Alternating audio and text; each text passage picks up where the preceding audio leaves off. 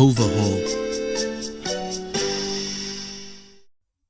"What you need, Henry," the Fat Controller told him, "is an overhaul."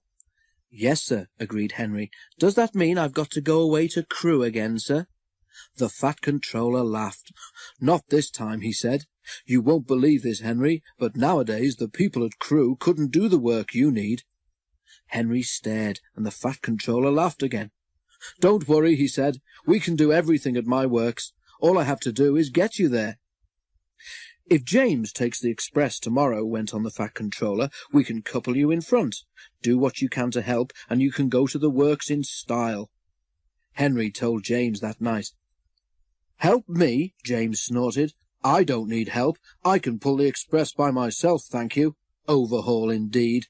2 engines on 1 train is an overhaul, if you ask me." But the Fat Controller had already made the arrangements, so there was nothing James could do about it. Next morning, James backed onto the coaches in the big station. Henry followed and was coupled in front. James was not in the best of tempers, but when the Fat Controller came to see them off, James tried not to show how cross he was. "Good luck, Henry," said the Fat Controller. "The people at the works know what to do, so you won't be there too long. James and Bear will take turns with the express when Gordon is busy." The express only stops once before it reaches the other railway, and that is at the works station. Because of his leaky smoke box, Henry could not help very much, but he saved his hardest effort for Gordon's Hill. The 2 engines raced up it faster than they'd ever done.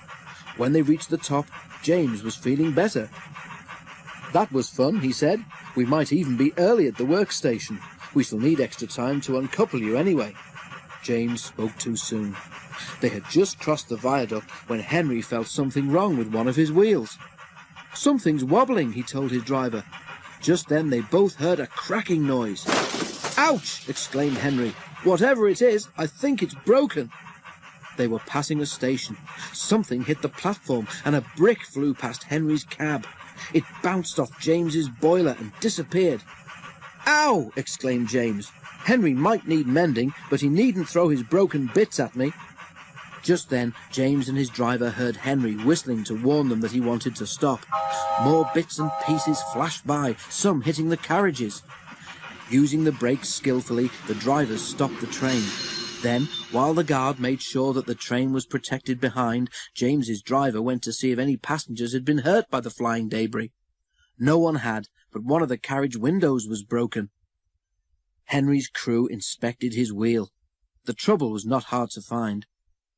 "Your wheel has a steel rim called a tyre," Henry's fireman told him. "It has broken and come off. It's a miracle it didn't do more damage." James pushed Henry into a siding and went back to the train. "An overhaul, is it?" grinned James as he passed. "It sounds as if you need retiring, you poor old thing." He guffawed loudly at his own wit and puffed away. Henry smiled to himself. "I don't know about retiring," he chuckled. "I certainly feel tired."